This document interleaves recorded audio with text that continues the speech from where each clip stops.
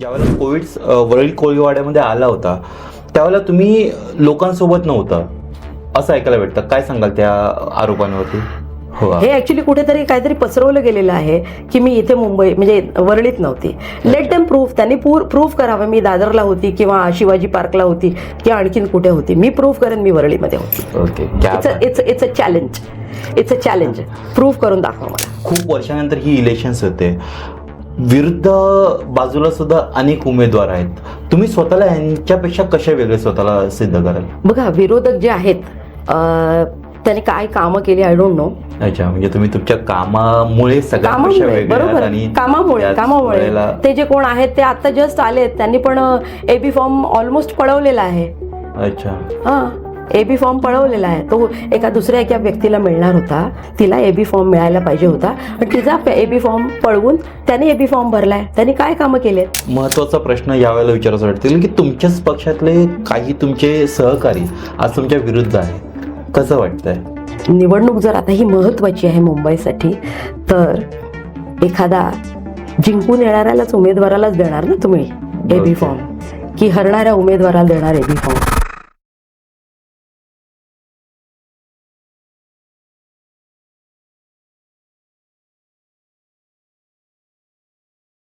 नमस्कार. रोकठोक महाराष्ट्रामध्ये तुम्हा सगळ्यांचं पुन्हा एकदा मनापासून सहर्ष स्वागत.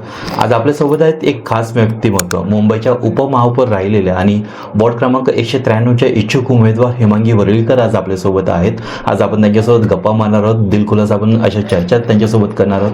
प्रभागाचं विजन आणि त्यांचा भविष्यातला वेध आपण या माध्यमातून उलगडण्याचा या ठिकाणी प्रयत्न करणार आहोत. तर सगळ्यात अगोदर हेमांगी मॅडम, आपलं मनापासून सहर्ष स्वागत. कसं वाटतंय रोकठोक महाराष्ट्रामध्ये येऊन? बघा, मुलाखती तर ज्या बऱ्याच दिलेल्या आहेत मी, ही वेगळ्या प्रकारची आहेत आणि बरेचसे उपक्रम जे आपण करतोय कामं, ती कामं हे सांगण्याचं माध्यम आहे. आणि निवडणूक असल्या कारणाने हे आणखीन महत्त्वाचं आहे की आपण आपली कामं किंवा आपण केलेलं चांगलं काम आपण लोकांपर्यंत पोचतोय आणि लोकांचे जे मतं मागतोय ते हे एक महत्त्वाचं आहे. आणि लोकांपर्यंत आपण पोहोचतोय हे महत्त्वाचं. असं तर आम्ही लोकांना सांगतच असतो आमची काही कामं आणि लोकांना बरीचशी माहिती आहेत आमची कामं. ओके, पण हे एक माध्यम. नक्कीच. तर आज तुम्हाला पुन्हा एकदा नगरसेवकासाठी तुम्हाला एक पक्षाने अधिकृत उमेदवार केलाय. तो आनंद कसा होता?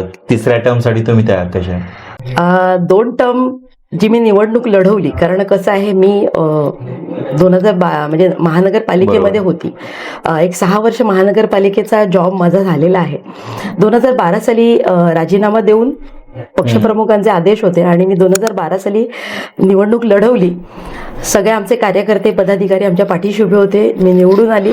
त्याच्यानंतर जो कार्यकाल माझा गेला तो खूप सुंदर होता. म्हणजे लोकांची कामं केली आणि जी सेवा आहे ती सेवा करण्याचा जो आनंद आहे तो मला मिळाला. 2017 साली पुन्हा निवडणूक लढवली.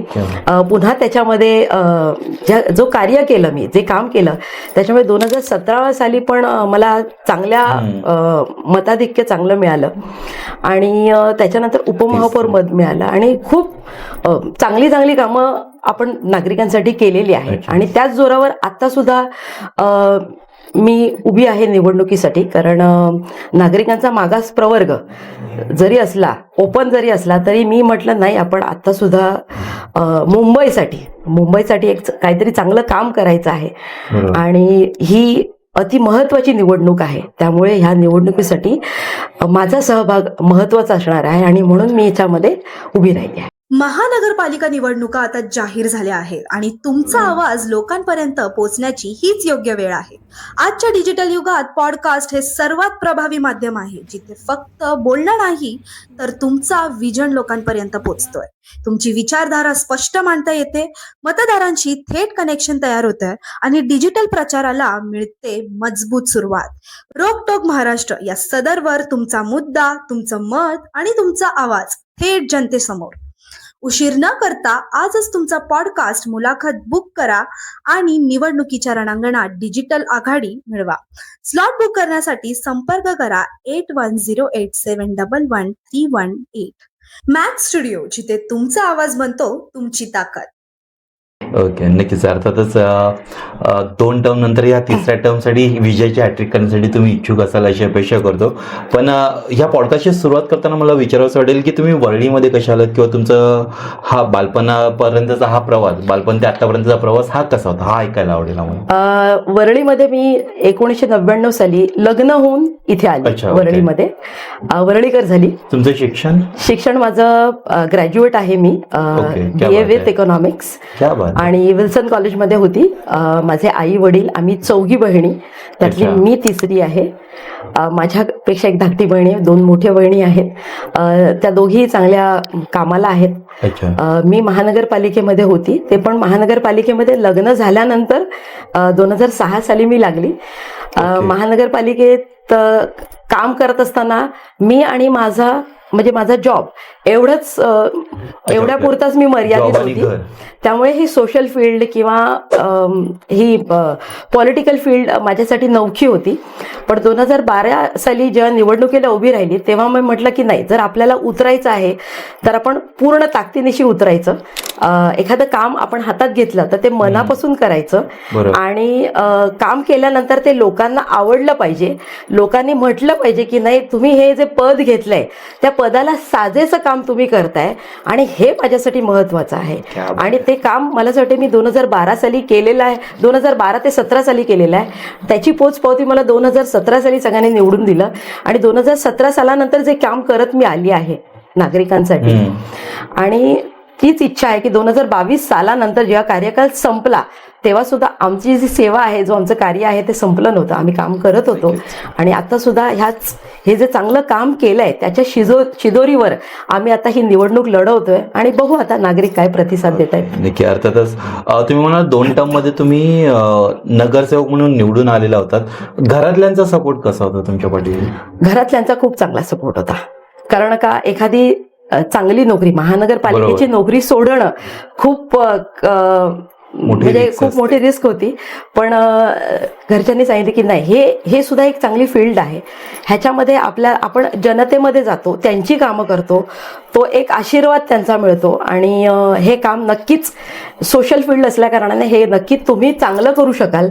आणि म्हणून मला घरच्यांचा फुल सपोर्ट होता की you can do it, go ahead. नक्की. अर्थातच तुम्ही सांगितलं की तुम्ही महानगरपालिकेमध्ये जॉबला होतात, त्यानंतर तुम्ही महानगरपालिकेमध्ये लोकांच्या सेवेसाठी बसला होतात. त्या प्रशासकीय कामाचा तुमच्या टर्म मध्ये फायदा झाला तुम्हाला? नक्कीच.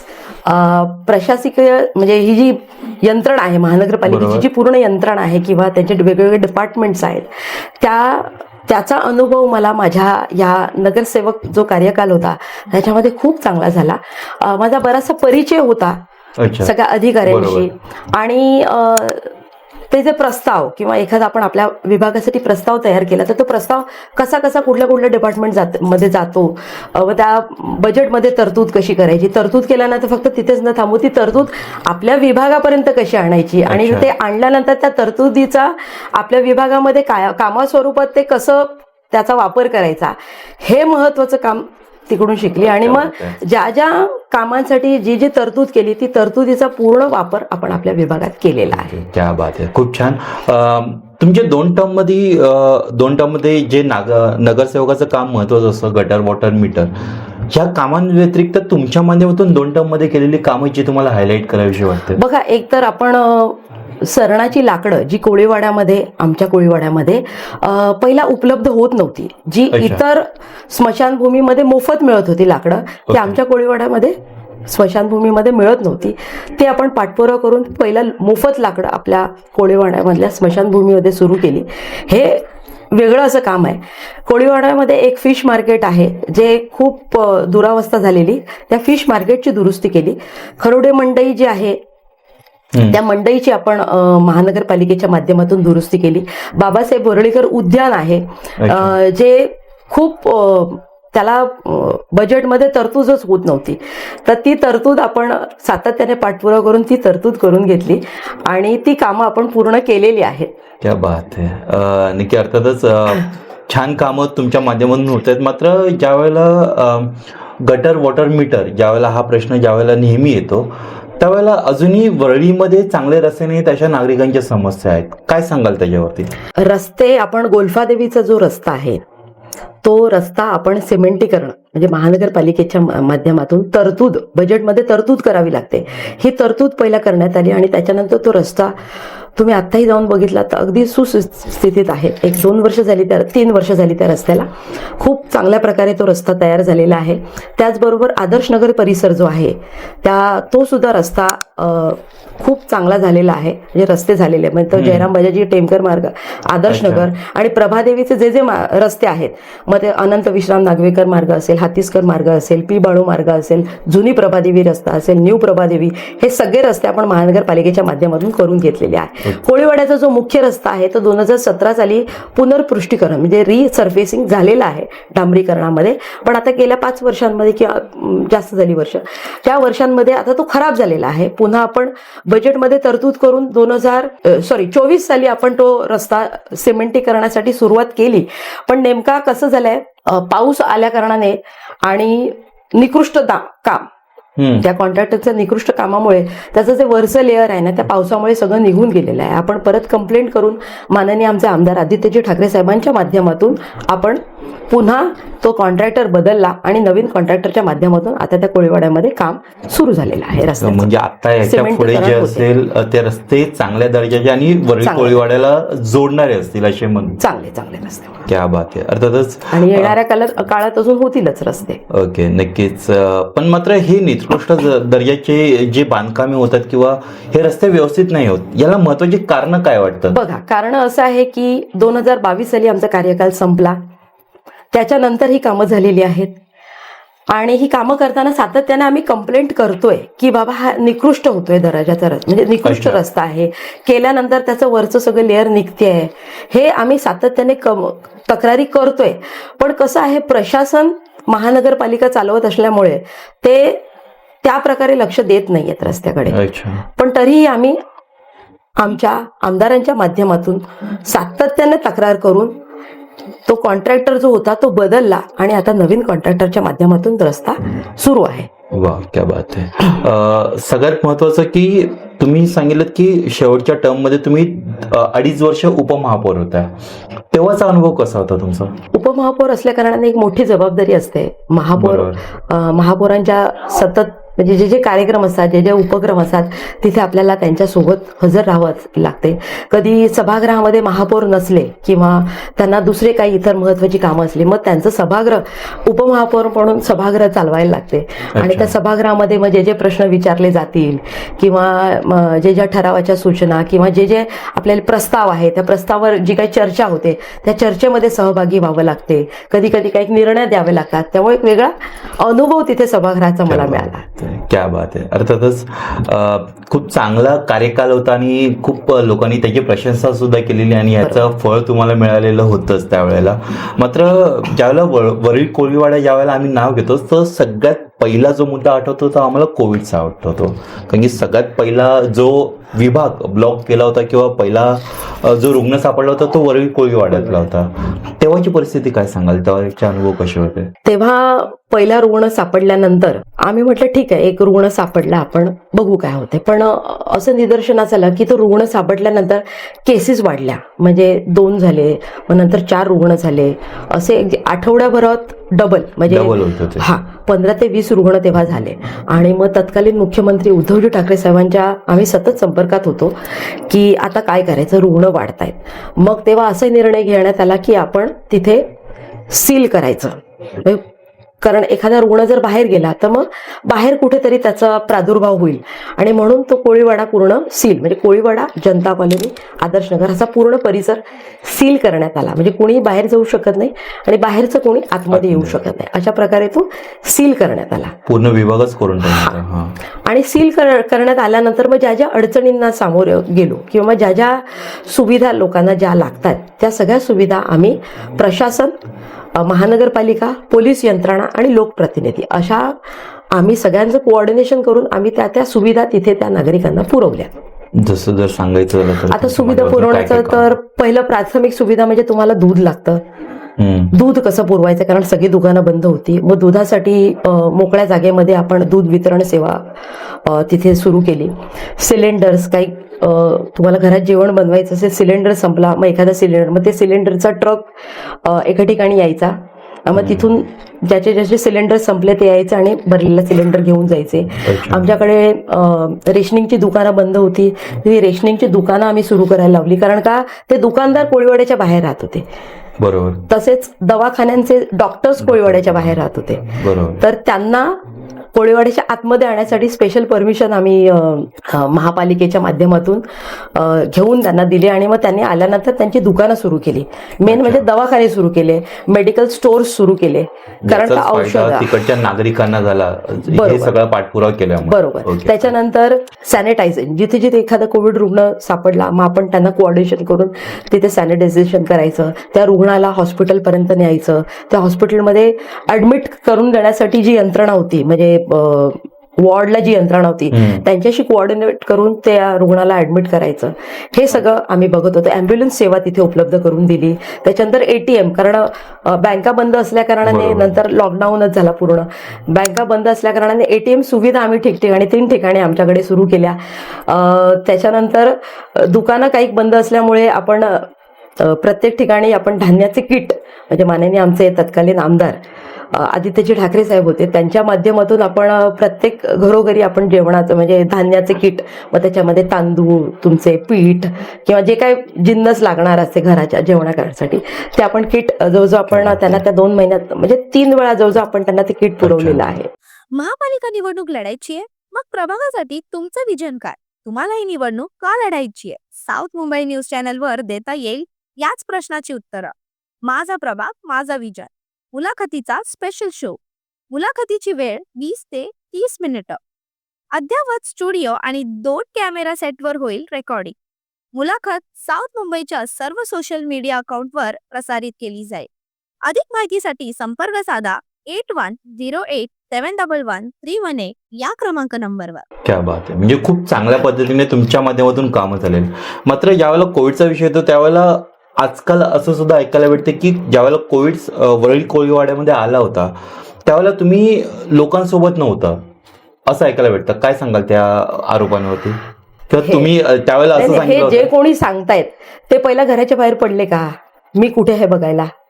अच्छा, म्हणजे तुम्ही वरळी कोळीवाड्यातच होता असं बघा. म्हणायचं होतं. जे कोणी सांगत असेल, आय डोंट नो XYZ कोणी सांगत असेल, ते स्वतः घराच्या बाहेर पडले का? कारण आम्ही सगळे फील्डवर होतो. पहिला तर आम्ही सगळी जनजागृती केली, प्रत्येक ठिकाणी जाऊन जनजागृती केली, बाबा ह्या कोविडमध्ये आपण काय करायला पाहिजे. अच्छा. मास्क लावला पाहिजे, हात धुतले पाहिजे, अंतर राखलं पाहिजे, हे आम्ही ठिकठिकाणी जाऊन सांगत होतो. वारंवार हात धुवा, अंतर राखा, बरोबर, हे ठिकठिकाणी जाऊन आम्ही सांगत होतो. We were on the field. कारण का जर मी फील्डवर नसते तर मला कोविड कसा झाला असता? मी घरात बसली असते तर कोविड झाला असता का मला? अच्छा, म्हणजे त्यावेळेला तुम्हाला कोविड झाला होता? पॉझिटिव्ह झाली ना.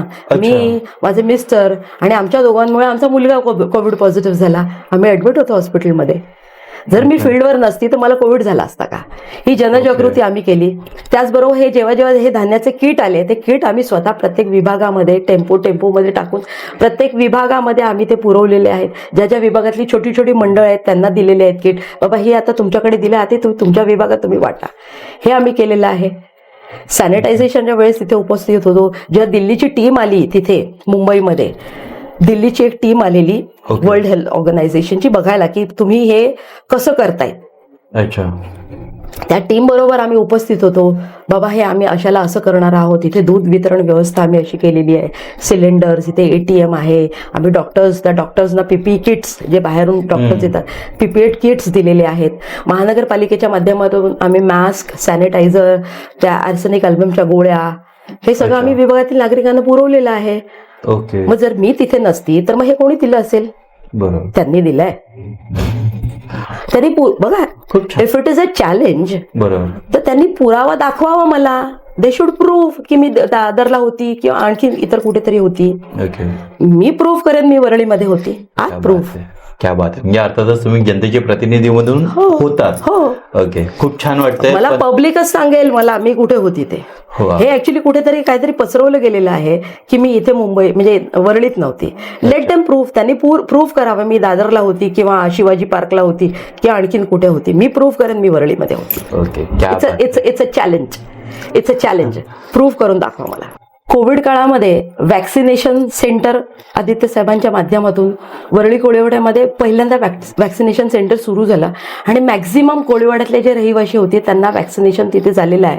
व तो पहिला वॅक्सिनेशन डोस असेल, दुसरा वॅक्सिनेशन डोस असेल ते झालेलं आहे. सॅनिटायझेशन आपण प्रत्येक ठिकाणी केलेलं आहे. युनिव्हर्सल पास, कारण का नंतर बरीच अडचणी निर्माण झाली की कुठे तुम्हाला ऑफिसला जायचं असेल किंवा कोळीवाड्याच्या बाहेर जायचं असेल तर युनिव्हर्सल पास कंपल्सरी केला. बरोबर. मग ते युनिव्हर्सल पास सुद्धा आपण आपल्या माध्यमातून बऱ्याचशा रहिवाशांना बनवून दिले.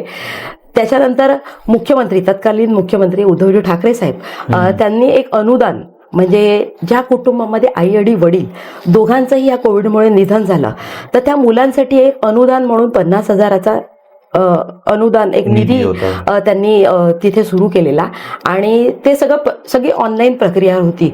तर बऱ्याच जणांना ही ऑनलाईन प्रक्रिया माहिती नव्हती. तर ही ऑनलाईन प्रक्रिया आपण सगळ्या नागरिकांसाठी उपलब्ध करून दिली आणि जवळजवळ एक 50 ते 55 आपण तिथे नागरिकांना ते हे अर्ज ते ऑनलाईन भरून दिले आपण आणि तो निधी त्यांच्यापर्यंत पोहोचवला. कारण का बऱ्याचदा असं झालं की त्यांच्यापर्यंत आला नाही ते निधी. पण तो का आला नाही, पण ह्यावेळेस ती जी हेल्पलाईन होती, ओके, ती हेल्पलाईन आम्ही डायरेक्ट मुख्यमंत्र्यांच्या ऑफिसमध्ये फोन करायचं, बाबा ह्या व्यक्तीचा मी फॉर्म भरलेला आहे, त्याचा हा नंबर आहे, त्याला अजूनही त्या बँकेमध्ये आला नाही निधी. आणि ते केल्यानंतर अगदी 2 ते 3 दिवसात तो निधी किंवा जे अनुदान आहे ते त्यांच्या बँकेमध्ये पोचायचं. म्हणजे फक्त तिथेच थांबलो नाही, ते त्यांच्यापर्यंत पोचेपर्यंत आम्ही ते मिळवून दिला. महानगरपालिका निवडणुका आता जाहीर झाल्या आहेत आणि तुमचा आवाज लोकांपर्यंत पोहोचण्याची हीच योग्य वेळ आहे. आजच्या डिजिटल युगात पॉडकास्ट हे सर्वात प्रभावी माध्यम आहे, जिथे फक्त बोलणं नाही तर तुमचा विजन लोकांपर्यंत पोहोचतोय. तुमची विचारधारा स्पष्ट मांडता येते, मतदारांशी थेट कनेक्शन तयार होतंय आणि डिजिटल प्रचाराला मिळते मजबूत सुरुवात. रोकटोक महाराष्ट्र या सदरवर तुमचा मुद्दा, तुमचं मत आणि तुमचा आवाज थेट जनतेसमोर. उशीर न करता आजच तुमचा पॉडकास्ट मुलाखत बुक करा आणि निवडणुकीच्या रणांगणात डिजिटल आघाडी मिळवा. स्लॉट बुक करण्यासाठी संपर्क करा 8108711318. मॅक्स स्टुडिओ, जिथे तुमचा आवाज बनतो तुमची ताकद. खूप छान वाटलं तुमच्याकडून ऐकून की तुमच्या माध्यमातून इतकी कामं झालेली आहेत. मात्र ज्यावेळेला तुम्ही तिसऱ्यांदा नगरसेवकासाठी उभे आहात, काही कामं काळानुसार बदलत राहतात. ज्यावेळेला वाटतं की माझा विभाग हा मला असा दिसला पाहिजे, माझं विजन माझ्या विभागासाठी आहे, तर तुमचं वरळी कोळीवाडा किंवा तुमच्या प्रभागासाठी तुमचं विजन काय आहे? बघा, आता वरळी कोळीवाड्याचा मुख्य रस्ता होतोय तयार. फक्त तो तयार करताना सुद्धा काही अडचणी आहेत. काही लोक म्हणतात की अरे आम्हाला गाड्या जाऊ शकत नाही, हे जाऊ शकत नाही. पण ठीक आहे, बघा, एखादं चांगलं काम होत असताना अडचणी येतात. त्या अडचणी येत असताना आपल्याला सामोरं जावं लागते. पण ठीक आहे, कारण का घरामध्ये जर मी दुरुस्ती काढली तर धूळ माती हे होणारच आहे. पण आपल्याला जर चांगलं काम करायचं असेल तर यू हॅव टू हॅव दिस. त्याच्यानंतर माझ्या विभागामध्ये एक महानगरपालिकेच्या प्राथमिक शाळेचा प्लॉट आहे. ती प्राथमिक शाळा लवकरात लवकर तयार व्हावी आणि एक मुंबई पब्लिक स्कूल अशी महानगरपालिकेची चांगली शाळा, कारण का आता उत्कृष्ट अशा महानगरपालिकेच्या शाळा तयार होत आहेत आणि आपल्या विभागातल्या मुलांना एक चांगली शाळा महानगरपालिकेची मिळावी याकरता माझे प्रयत्न आहेत आणि लवकरच ते होईल. कारण का त्याचंही CRZचं परमिशन क्लिअर झालेलं आहे, सॉइल टेस्टिंग झालेली आहे, त्याचं प्लॅन झालेला आहे तयार आणि मला असं वाटतं तर टेंडर प्रोसेसमध्ये आहे. मग लवकरच ती शाळा सुद्धा तयार कोळीवाडीची स्वतःची एक हक्काची शाळा. एक वेलफेअर सेंटर आहे आमच्याकडे. त्याच्यात आधी एक छोटासा हेल्थ पोस्ट होती, म्युन्सिपल हेल्थ पोस्ट, आणि वर 2 हॉल्स होते. त्याच्यामध्ये एक मुंबई मराठी ग्रंथालय होतं आणि एक हॉल होता ज्याच्यामध्ये विभागातील नागरिकांना मोफत असं तिथे त्यांच्या घरातले काही छोटे छोटे कार्यक्रम असतील, मग बारसं असेल, वाढदिवस असेल, एखादं लग्न असेल छोट्या स्वरूपातलं, एखादे काही कार्यक्रम असतील रिटायरमेंटचा वगैरे, ते कार्यक्रम आपण त्या हॉल तो उपलब्ध करून द्यायचो नागरिकांसाठी. तर हे 2 हॉल्स आम्हाला म्हणजे त्या इमारतीत पाहिजे. ती वेलफेअर सेंटर आता एक 2 वर्ष झाली ते जमीनदोस्त झालेलं आहे, खूप जुनं असल्या कारणाने. आता तीही वेलफेअर सेंटर खूप चांगलं असं प्लॅन झालेलं आहे त्याचा तयार. एक 7 मजली मला असं वाटतं तो प्लॅन होतोय तयार. त्याच्यामध्ये आमची मागणी आहे की हे मुंबई मराठी ग्रंथालय आणि जो हॉल आहे वेलफेअर हॉल तो नागरिकांसाठी असावा. बाकी इतर तुम्ही हेल्थ पोस्टसाठी एक लॅब, सुसज्ज अशी लॅब तयार होणार आहे आणि इतर अजून हेल्थ पोस्टच्या निगडीत तिथे यंत्रणा उभी राहणार आहे. तर त्याचा पाठपुरावा सुरू आहे माझा. आणि एक खरुडे मंडई आहे जिथे खूप कमी दरामध्ये नागरिकांना हॉल तिथे उपलब्ध होतो. त्यामुळे त्याची दुरुस्ती आता होतीये बराच पाठपुरावा केल्यानंतर. आणि रस्ता आहे. आणि अजूनही कसं आहे की मलनिसरण वाहिनी, कारण जर मला घरात शौचालय पाहिजे तर त्या शौचालयाला लागणारी मलनिसरण वाहिनी आपल्याकडे नाहीये. तर ती मलनिसरण वाहिनीचं एक नेटवर्क गोल्फादेवी जो झोपडपट्टी विभाग आहे तिथे एक मलनिसरण वाहिनी व्हावी आणि लोकांना घरात शौचालय बांधता यावं, ह्यासाठी माझा पाठपुरावा सुरू आहे. आणि अजूनही पाठपुरावा करते मी. लवकरच तेही होईल, कारण तिथला जो टोपोग्राफी आहे तिथे एक अशी उतरण आहे. त्यामुळे ती मलनिसरण वाहिनी कशा प्रकारे हे करायची, आणि समुद्र आहे तर ती कशा प्रकारे ती जी वाहिनी आहे ती टाकून तो मैला जो काय आहे तो कसा आपल्याला प्रॉपर चॅनल थ्रू आपल्याला त्या पंपिंग स्टेशनकडे आणता येईल, हे सगळं त्यांचं प्लॅनिंग सुरू आहे. आणि मी पाठपुरावा माझा थांबवलेला नाही आहे आणि लवकरच तेही होईल. वरळी कोळवडेचा मुख्य रस्त्याला जो तिकडचा भाग आहे, जो शिवाजी पार्क वगैरे तिकडचा समुद्र आहे, तिथला सुद्धा भाग आहे, तो मला ह्या मुख्य मलनिसरण वाहिनीच्या नेटवर्कला जोडायचा आहे. त्यामुळे तोही पाठपुरावा सुरू आहे माझा. वरळी कोळीवाड्यामध्ये एक जुनं सबस्टेशन आहे, गावकरी सबस्टेशन. त्याला 40 वर्ष झाले, 82ला वगैरे बांधलेला आहे तो. तर ते सबस्टेशन आता मोडकळीस आलेलं आहे. त्या सबस्टेशन चा सुद्धा म्हणजे BST कडे पाठपुरावा सुरू आहे. माझे एक व्हिजिट झाली.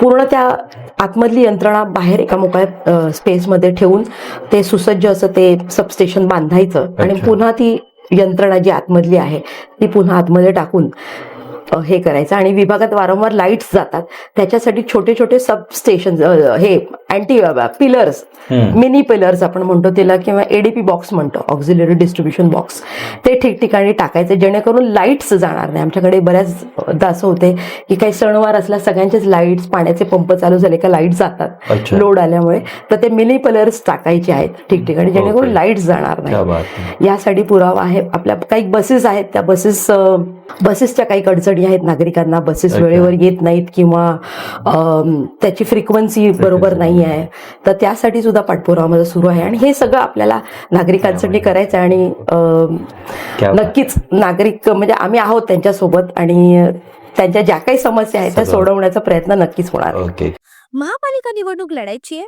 मग प्रभागासाठी तुमचं विजन काय? तुम्हाला ही निवडणूक का लढायची आहे? साऊथ मुंबई न्यूज चॅनलवर देता येईल याच प्रश्नाची उत्तरं. माझा प्रभाग माझा विजन, मुलाखतीचा स्पेशल शो. मुलाखतीची वेळ 20 ते 30 मिनिटं. अद्ययावत स्टुडिओ आणि 2 कॅमेरा सेटवर होईल रेकॉर्डिंग. मुलाखत साऊथ मुंबईच्या सर्व सोशल मीडिया अकाउंटवर प्रसारित केली जाईल. अधिक माहितीसाठी संपर्क साधा 8108711318 या क्रमांक नंबरवर. क्या बात आहे, खूप छान ऐकून वाटते की आपल्या विभागासाठी किती फर्म विजन आहे तुमचं. पण अर्थातच की ह्या खूप वर्षानंतर ही इलेक्शन्स होते, विरुद्ध बाजूला सुद्धा अनेक उमेदवार आहेत. तुम्ही स्वतःला यांच्यापेक्षा कशा वेगळे स्वतःला सिद्ध कराल? बघा, विरोधक जे आहेत त्यांनी काय कामं केली आय डोंट नो, पण ठीक आहे, त्यांनी त्यांची कामं करावी, दाखवावी त्यांची कामं काय केली. मी माझं जे विजन आहे, मी केलेली कामं आहेत जी पॉझिटिव्ह आहेत ती नागरिकांसमोर मी ठेवलेली आहेत. आणि दे नो, त्यांना माहिती आहे कोण काम करते कोण नाही करत काम. आपण रक्तदान शिबिर घेतो, रक्तदान शिबिराच्या माध्यमातून जेव्हा जेव्हा नागरिकांना रक्त लागते, एखाद्या रुग्णाला रक्त लागते, तर आम्ही ते पुरवतो. बरोबर, आणि ते पण मोफत असते रक्त. कारण का शिबिर घेतल्यानंतर तुम्हाला ते ऍडव्हान्टेज मिळते की तुम्ही एखाद्याला मोफत रक्त देऊ शकता. तर हे एक सेवा आहे हो, आणि ही सेवा करतोय आम्ही, काम नाही करत, ही सेवा आहे नागरिकांची. तर त्यांनी पण दाखवावं त्यांनी काय सेवा केली आहे, काय कामं केली त्यांनी नागरिकांची. कोविड काळामध्ये कुठे होते ते? अच्छा, म्हणजे तुम्ही तुमच्या कामामुळे बरोबर, कामामुळे ते जे कोण आहेत ते आता जस्ट आलेत, त्यांनी पण AB फॉर्म ऑलमोस्ट पळवलेला आहे. अच्छा, हा, AB फॉर्म पळवलेला आहे, तो एका दुसऱ्या व्यक्तीला मिळणार होता. ती खूप चांगलं काम करत होती, तिला AB फॉर्म मिळायला पाहिजे होता, पण तिचा AB फॉर्म पळवून त्याने AB फॉर्म भरलाय. त्यांनी काय कामं केलेत? आणखीन एक महत्वाचा प्रश्न यावेळेला विचारायचं वाटतील की तुमच्याच पक्षातले काही तुमचे सहकारी आज तुमच्या विरुद्ध आहे, कसं वाटतंय, काय सांगाल? बघा, मी काय म्हणते, बघा, निवडणूक लढवायची सगळ्यांना इच्छा असते, इच्छुक आपण म्हणतो ना इच्छुक, बरेच जण असतात इच्छुक. आता तुम्हाला नाही मिळाला तिकीट किंवा तुम्हाला एबी फॉर्म नाही मिळाला किंवा पक्षाला नाही वाटलं की तुमच्यामध्ये ती धमक आहे जिंकून दाखवायची, तर ते तुम्हाला नाही देणार. ओके. त्यांना वाटते की बाबा नाही, निवडणूक जर आता ही महत्वाची आहे मुंबईसाठी, तर एखादा जिंकून येणाऱ्यालाच उमेदवारालाच देणार ना तुम्ही एबी Okay. फॉर्म, की हरणाऱ्या उमेदवाराला देणार एबी फॉर्म. अच्छा, म्हणजे तुमच्यावरती पक्षश्रेष्ठींचा विश्वास होता, त्यामुळे हे तिकीट तुमच्यापर्यंत आणि आलं. कसं आहे, ही जी आम्ही सेवा, हे जे काम केलंय, सातत्याने आम्ही काम करतोय, कुठेही आमची कामं थांबलेली नाहीये, कामं Okay. करतोय. 2022 साली जो कार्यकाल आमचा संपला त्याच्यानंतर सुद्धा आमची कामं सुरू आहेत, आमची सेवा सुरू आहे. क्या बात. आणि मला असं वाटते दिस इज द रिझन वाय मला हे तिकीट मिळालं किंवा मला हा एबी फॉर्म मिळाला. आणि पुढे सुद्धा बरीचशी कामं करायची आहेत आपल्याला. ओके. अर्थातच खूप छान कोरोना काळातला तुमचा हा अनुभव होता. एक शेवटचा फक्त आणखीन एक प्रश्न विचारेन की तुम्ही स्वतः एक महिला आहात, तर प्रभागातील महिलांसाठी तुमचं वेगळं काम काय असेल त्यांच्यासाठी? महिला असल्या कारणात आपण महिलांसाठी विशेष करून आपण महापालिकेच्या माध्यमातून बरेचसे उपक्रम आहेत ते आपण महिलांपर्यंत पोचवलेले आहेत. त्याच्यामध्ये टेलरिंग क्लास होता महिलांसाठी, शिवणकाम, जेवण बनवण्याचं प्रशिक्षण होतं, ज्वेलरी डिझायनिंग, ओके. फरसाण मेकिंग, त्याच्यामध्ये 21 प्रकारचे मसाले बनवणं. अच्छा. हे सगळं आपण उपक्रम महिलांपर्यंत, आपल्या विभागातील महिलांपर्यंत पोहोचवलेले आणि खूप महिलांनी चांगला प्रतिसाद दिला. त्याच्यानंतर महिलांना घरघंटी, शिलाई मशीन, वाती वळण्याचं मशीन, मसाला कांडप मशीन, या सगळ्या मशीन्स आपण आपल्या महिलांना उपलब्ध करून दिल्या ओके. महापालिकेच्या माध्यमातून. का तर त्या महिलांना कुठेतरी एक छोटासा रोजगार उपलब्ध व्हावा, त्या महिलांनी स्वतःच्या पायावर उभं व्हावं, सक्षम व्हावं. त्याचबरोबर जे आपल्या विभागात जे दिव्यांग आहेत त्यांना सुद्धा Xerox machine, colour Xerox machine आपण त्यांना उपलब्ध करून दिली, कम्प्युटर आणि लॅपटॉप असं उपलब्ध करून दिलं महिलांना. त्याचबरोबर आपण इतर उपक्रम होते, त्याच्यामध्ये संस्कार भारती रांगोळी काढणं, अच्छा. त्याच्यानंतर आता जस्ट एक नवीन रेडीमेड रांगोळी ओके. शिकवली महिलांना. त्याच्यानंतर आपण हे नमकीनचे कोर्सेस काही घेतले, त्याच्यामध्ये फरसाण मेकिंग होतं, जेणेकरून महिला कुठेतरी तो करून स्वतःच्या पायावर उभ्या राहावा, सक्षम व्हाव्या. एवढंच नाही तर आपण त्या महिलांना एक बाजारपेठ सुद्धा दिवाळीच्या आधी एक बाजारपेठ उपलब्ध करून देतो महिलांना, एक 3 दिवसाची, जेणेकरून त्या जे काही स्वतःचा व्यवसाय घरी करत असेल त्या बाजारपेठेमध्ये जाऊन त्यांनी ती विक्री करावी. म्हणजे हे आपण महिलांसाठी करतो. त्याचबरोबर ज्या स्पर्धा आहेत, मग त्याच्यामध्ये नारळ फोडणे स्पर्धा आहे. अच्छा. ज्यावर कोळीवाड्यामध्ये नारळी पौर्णिमेला होतात त्या नारळ स्पर्धा आपण घेतो. घरगुती गणपती मखर सजावट स्पर्धा घेतो. आमच्याकडे नवरात्रीमध्ये खूप छान घट सजवले जातात, तर त्या घट सजावट स्पर्धा आम्ही घेतो. म्हणजे हे महिलांना एक प्रकारे एक आपण उत्तेजन देतो की बाबा तुम्ही काहीतरी करा, आणि एक कुठेतरी त्यांच्यामध्ये आत्मविश्वास निर्माण व्हावा, याच्यासाठी आम्ही सगळं करतो. अर्थातच एक स्वतःची प्रतिनिधी महिला असल्यावरती तिकडच्या प्रभागातील महिलांना सुद्धा त्याचा तितकाच आत्मविश्वास मिळतो. हेच आपल्या माध्यमातून या ठिकाणी कळून येतं. अजून एक सांगायचं होतं की आपण आपल्या विभागातील काही महिला आहेत, म्हणजे आमच्या बरोबरच्या आहेत महिला, त्यांचं SSC करायचं राहून गेलेला. तर रात्र शाळेमध्ये त्या चौघींनी SSC पूर्ण केलं त्यांचं. वा, क्या बात. की मग तुम्ही जाऊन शिका, कुठेतरी एक लेबल लागलं, बाबा मी SSC पास आहे, 9वी फेल नाही. क्या बात. तर हे आपण त्यांच्यासाठी करून दिलं. दोघी आहेत, त्यांना आपण ड्रायव्हिंगचं शिकवलेलं आहे, म्हणजे आपल्या पक्षाच्या म्हणजे माध्यमातून त्यांना ड्रायव्हिंग शिकवलेलं, दोघांना टॅक्सीचं हे केलं, शिकवलेलं. म्हणजे आहे, आपण काहीतरी करतोय महिलांसाठी. क्या बात आहे. खूप छान, खूप छान वाटलं. खूप छान वाटते तुमच्याशी गप्पा मारून या सगळ्या. आणि येणाऱ्या इलेक्शन्समध्ये तुम्ही विजयची हॅट्रिक माराल किंवा विजय तुमच्या पायापर्यंत येईल अशीच अपेक्षा करतो. आणि हा आजचा आपण हा विजय आहे ना, हा विजय हा फक्त माझ्या एकटीचा आहे. अच्छा. इट इज, म्हणजे मी एकटी नाही आहे निवडणुकीत, माझ्या बरोबरचे सगळे सहकारी, माझ्या बरोबरचे सगळे सहकारी, मग त्या महिला असतील, जे पुरुष पदाधिकारी आहेत, आमचे शाखा प्रमुख आहेत, आमचे उपविभाग प्रमुख, आमचे विभाग प्रमुख, हे सगळ्या इट इज ऑल, म्हणजे हे टीमवर्क आहे. बरोबर. क्रिकेटमध्ये मी एकटीच बॅट्समन म्हणून मी एकटीच नाहीये, it is a team work. म्हणजे एकटीच मी काम करत नाही, इट्स अ टीम वर्क. त्यामुळे जरी मी जिंकली तरी मी एकटी जिंकणार नाही, सगळे जिंकणार आहेत. क्या बात आहे. अर्थातच ह्याच तुमचा विजय निर्धार तुमच्यापर्यंत विजयश्री खेचून आणेल अशी अपेक्षा करतो. आणि आपण हा आजचा पॉडकास्ट या ठिकाणी थांबू. खूप छान वाटलं तुमच्याशी गप्पा मारून, आणि तुम्हाला सुद्धा येणाऱ्या इलेक्शनसाठी खूप खूप शुभेच्छा. थँक्यू, धन्यवाद.